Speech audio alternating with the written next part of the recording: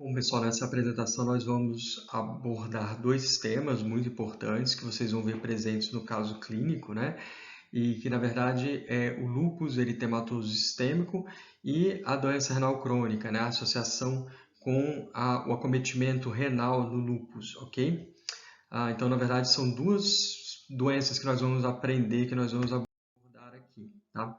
Então, primeiro vou começar a falar um pouquinho da função renal, né? O rim, na verdade, ele tem como função principal a filtração, né, do sangue, retirar as impurezas, né, as substâncias tóxicas, principalmente derivadas ali do catabolismo proteico, né? Produz hormônios também, como por exemplo a eritropoetina, né, que vai fazer a produção do sangue ali. Então, o paciente renal crônico normalmente pode ter anemia, né? Regula a pressão arterial, lembrar que tem a questão, né, de todo o sistema renina, angiotensina, aldosterona, né, de retenção de líquido, de sódio. Então, o rim vai ser responsável por todo esse balanço. Tá? Participa também na formação, né, na manutenção ali dos ossos, né, no nosso metabolismo mineral ósseo, né, através da conversão ali da 25 vitamina D, né, no calcitriol, tá, ali no túbulo proximal, né, e estimula, obviamente, as células, a produção dos glóbulos vermelhos. Tá? Ele filtra, na verdade, o rim cerca de 190 litros em 24 horas. Nós temos um volume aí de diurese, mais ou menos, de cerca de 2 litros aí por dia, né? Dependendo do indivíduo, de como foi a atividade dele no dia, de quanto ele ingeriu de água. Mas, na verdade, de 190 a gente urina só 2. Então, olha que existe, além da capacidade glomerular ali de filtração, uma capacidade tubular muito importante de reabsorver todo esse volume que foi filtrado, ok? Então, na verdade, o rim tem essas duas funções super importantes. Então, a doença renal é a perda progressiva da função, né, dos rins, tá? E aí, quando essa capacidade começa a falhar, nós chamamos, né, de insuficiência renal, tá? E começa a acumular impurezas no nosso corpo, né, que afetam vários órgãos, na verdade. Então, os sintomas, eles não são diretamente relacionados ao rim, eles são direcionados a vários sistemas, né, a sistema cardiovascular, né, a toxinas ali causando comprometimento neurológico do paciente, então afetam vários órgãos ali. Então, isso pode realmente tornar uma ameaça à vida, né, do paciente se ele não for submetido a uma terapia de substituição renal, como a hemodiálise. Tá? Quais são a função endócrina do rim? Nós temos aqui, então, a conversão aqui no rim, né, da vitamina D na forma ativa da vitamina D. Tá? A vitamina D ela tem como função, né, absorver aqui o cálcio intestinal. Consequentemente, na medida que ela deixou de absorver esse cálcio, né, de controlar essa homeostase do cálcio, e além disso, ela deixa, na verdade, também de inibir aqui o PTH, que ela faz um feedback negativo na paratireoide. Com isso, o que vai acontecer, pessoal? Este PTH, esse paratormônio aqui na glândula paratireoide, ele vai começar a subir, né? Para realmente ajudar nesse equilíbrio ali, né, na homeostase do cálcio. Ele vai vir aqui o PTH no osso e tirar o cálcio de uma das nossas, né, da nossa principal reserva aqui no nosso organismo, que é o osso. Então, ele vai começar a tirar cálcio do osso. Com isso, o paciente começa a ter um problema ósseo grave, né? O hiperparatireoidismo, né, secundário, uma osteodistrofia renal. Para vocês terem noção, assim, eu já tive paciente, né, com o PTH, né, extremamente, né, alto, de em torno de 2.000 aí. O normal é mais ou menos 75, o valor de referência normal, né, para um paciente que não tem doença renal crônica. Esse paciente com PTH de 2.000 fraturou o fêmur só de subir um degrau ali da van, saindo da hemodiálise. Então, um quadro bem grave, ok? Então, esse é um dos problemas acarretados pela deficiência ali, pela insuficiência renal, e a anemia, né, por uma uma deficiência de produção da eritropoetina, tá? Então, esses pacientes, eles podem ter dor óssea numa fase avançada da doença renal, eles podem ter um cansaço, né, devido à anemia, ok? Quais são as causas principais aí de doença renal crônica? Então, a gente tem a hipertensão, tá? O diabetes, que é uma das causas aí principais, tá? Infecções urinárias de repetição também, calculose renal, nefrites, né, que a gente vai colocar aí, o lúpus, né, vai ser classificado como uma nefrite, né, a gente chama de nefrite lúpica, tá? Malformações também no trato urinário, né, principalmente em crianças, doença do refluxo vesicoureteral, por exemplo, que a criança pode ter infecções urinárias de repetição, tá? Então, e qual que é a maneira da gente prevenir? É parar de agredir esse rim, né? Cuidar dessas doenças, cuidar do diabetes, ter um bom controle glicêmico, controlar a pressão arterial, tá? Com isso a gente vai conseguir ainda prolongar, né, essa função renal, ter uma vida longa aí para o seu rim, ok? Quais são as opções terapêuticas, né? A gente tem três aqui, né? Que é o transplante renal, olha onde que ele é, né, implantado aqui o rim do transplante, né? A gente tem a diálise peritoneal, que se alguém tiver curiosidade no fórum, a gente pode debater um pouquinho sobre, e a hemodiálise, ok? Então são três métodos aí com as suas variações dentro de cada um, ok? A doença renal crônica, olha um grande problema, como que ela é detectada, ela é praticamente assintomática. Então, a pessoa está ali na praia, jogando basquete, passeando com o cachorro, tendo a vida dela normal, né, até perder cerca de 80% da função renal, ok? Então, na verdade, né, como que a gente tem que fazer o diagnóstico dessa doença, na verdade? Através de prevenção, tá? Para detectar precocemente, principalmente naqueles pacientes que são grupo de risco, porque ela é uma doença silenciosa, ok? E como que ela pode ser detectada? Por exemplo, através de um exame de urina simples, né? Nós podemos ter achados desde uma perda de proteína, uma proteinúria, uma microalbuminúria, né? Que é um estágio inicial de uma lesão da nefropatia diabética, por exemplo. Às vezes tem casos de algumas nefrites que o paciente pode ter uma hematúria, por exemplo, né? A presença de sangue na urina. Isso pode não ser notado pelo paciente, porque pode ser, na verdade, microscópico, né? Por isso que a triagem é importante. E o exame de sangue, que é fundamental aqui, através da dosagem da creatinina sérica, né? Existem substâncias que são filtradas, tá? E eliminadas pelo rim. E a partir do momento que o rim não está com o seu funcionamento, né, adequado, essas substâncias deixam de ser filtradas e, consequentemente, elas começam a acumular no sangue. Então, seu nível sérico vai estar mais elevado, ok? Então, é assim que a gente faz a detecção de um paciente com disfunção renal, ok?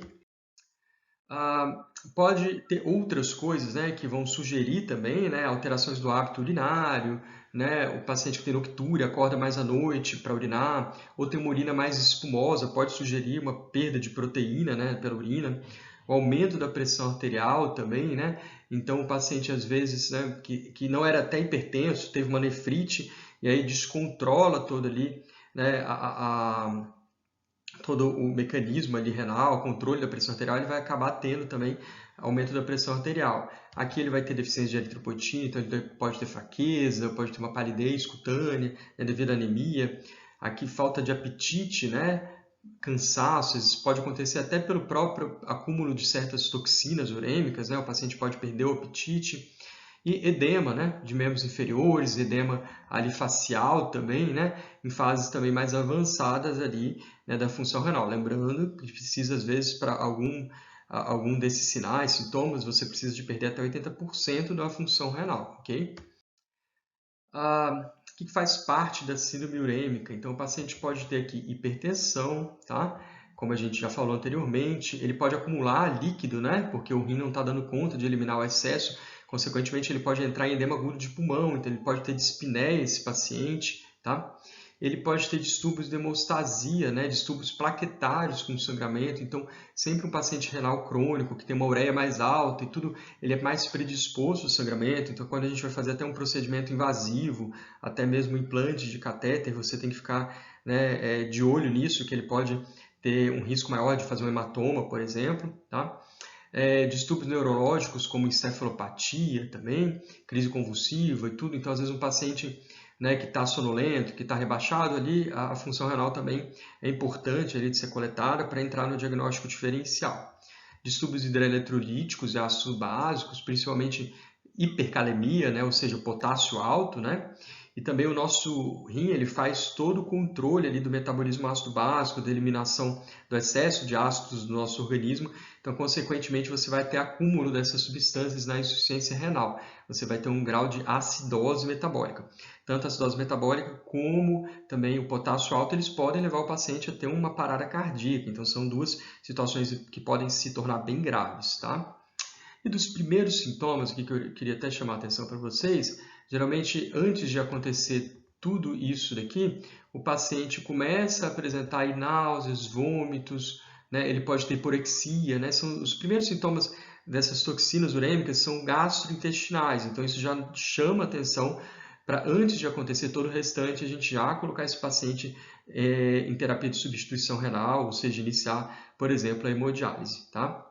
O paciente também pode ter uma pericardite urêmica, né? E até tamponamento cardíaco também. Vamos falar então um pouco, né? Vocês vão entender o porquê ali no caso clínico que a gente está falando dessas duas patologias, na verdade. Vamos falar um pouco do lúpus, né? Que ele faz parte das colagenoses, né? Promovendo inflamação ali no tecido conjuntivo. Ele tem etiologia, na verdade, desconhecida. Ele é caracterizado por períodos de remissões e exacerbações. Então, tem períodos que a doença está quietinha ali e tem períodos que a doença entra em atividade. Então, é uma doença, né, cíclica, né? Que ela está traiçoeira, vamos colocar dessa forma, né? Então, às vezes o paciente está estável, está bem, de repente, né, ele é acometido por uma crise renal ou por um acometimento mais grave, por exemplo, do sistema nervoso central, tá? Então, ela tem uma preferência por acometer mulheres, principalmente na idade fértil, então são mulheres jovens, né? É uma proporção de 9 para 1, então os homens eles podem ser acometidos também, mas é mais raro e normalmente às vezes o acometimento pode ser mais grave até nos homens, tá? É autoimune, tá? Então você tem a ação de diversos autoanticorpos, ok? Que se ligam a antígenos formando imunocomplexos e ativam o sistema do complemento. Então, na verdade, né, são os seus próprios anticorpos, né, direcionados contra, né, o seu tecido ali conjuntivo, ok? Então, e na verdade, cada paciente vai ter um acometimento diferente. Então, o lúpus, na verdade, tem um acometimento bem diverso. Às vezes pode ser só cutâneo, às vezes pode abrir o quadro ali com acometimento já renal. Então, na verdade, ele tem uma ampla variedade assim de acometimentos do lúpus, ok? E os fatores, pode ter interações de fatores genéticos, né, uma predisposição genética e ambientais, e dos fatores ambientais, tem aqui um fator super importante que é a exposição aos raios ultravioleta, ok? Inclusive a paciente que tem lúpus, né, ela tem que evitar essa exposição até mesmo ao sol e aos raios ultravioleta de modo geral, tá? O lúpus eritematoso sistêmico, ele é uma síndrome pode ter sintomas constitucionais, como febre, isso é super importante, tá? Então, febre, prostração, redução ponderal, anemia, tá? Então, lembrando que a febre não aparece apenas em quadros infecciosos, ela pode aparecer também em casos, né, inflamatórios, neoplasias também, né? Então, quando a gente pensa num paciente com febre, a gente tem que ver toda a clínica dele, né, e abrir o leque aí para o diagnóstico. Pode causar sintomas neurológicos como disfunção cognitiva, dificuldade de raciocínio, cefaleia, crises convulsivas e até psicose.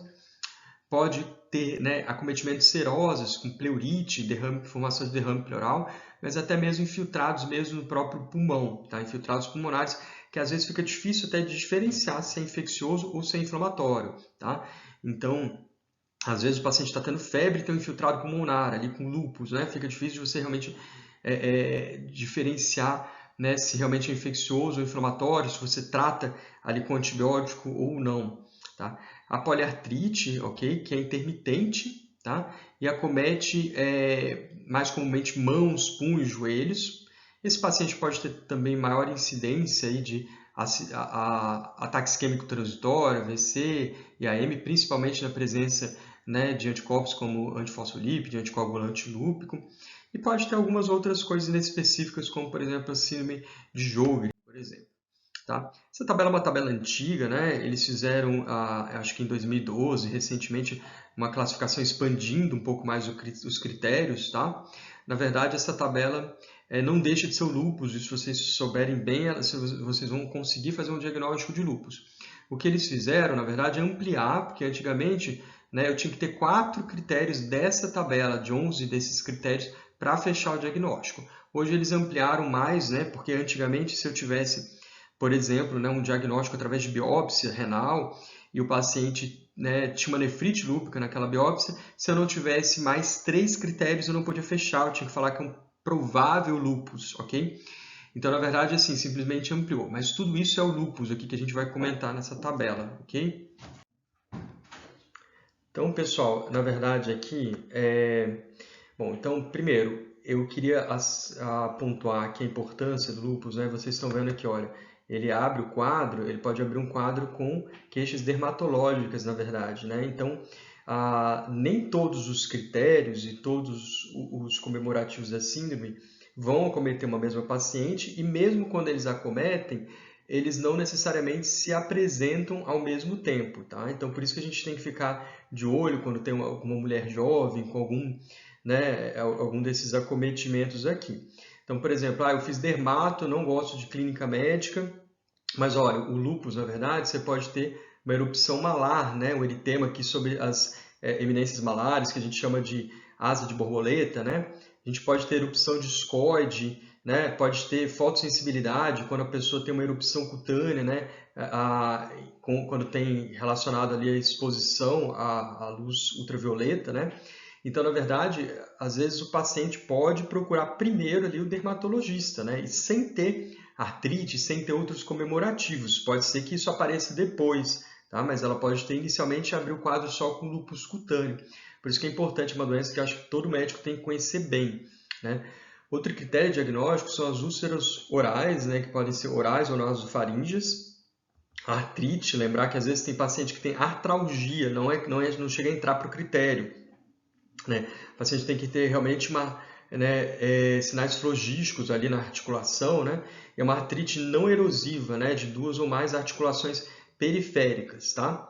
Serosite, aí como serosite, pessoal, entra no critério ali, né? A pleurite, pericardite, e aí obviamente a pleurite pode formar depois um derrame pleural, e a pericardite o paciente pode ter também um derrame pericárdico, às vezes até com tamponamento cardíaco. Já teve paciente que a gente fez o diagnóstico lá no hospital, abrindo o quadro, né, com quadro de dispneia e tudo, né, e chegou a ter um derrame pericárdico, né, com tamponamento ali e tudo, e aí depois foi, né, era uma mulher, idade jovem, foi feito o diagnóstico de lúpus, ok?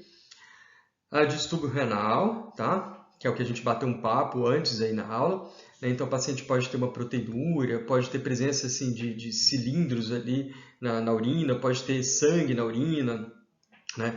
Um exame de urina inflamatório, tá? Distúrbios neurológicos com crise convulsiva, psicose, distúrbios hematológicos, né? Pode ter anemia, leucopenia, tá? Ou mesmo plaquetopenia, tá? E distúrbio imunológico, que é a presença ali dos autoanticorpos, né? Como o anti-DNA, por exemplo, o anti-SM, né? O anti-SM é o anti-Smith, que é um anticorpo muito específico para o lúpus, mas ele está presente só em 30% das pacientes. Então, apesar se ele está positivo, é porque realmente é, mas estando negativo eu não posso descartar, porque ele é muito específico, mas ele é pouco sensível. Então, ele só é positivo em 30% das pacientes com lúpus, ok? A classificação da nefrite lúpica, a gente não precisa se ater muito a isso, mas basicamente, né, quanto mais inflamação, mais grave, né, e a gente tem classes aqui que é a 3 e a 4 que podem evoluir aí com insuficiência renal até necessidade de hemodiálise, tá? Mas podem recuperar, né, se for feito tratamento específico a tempo, ok?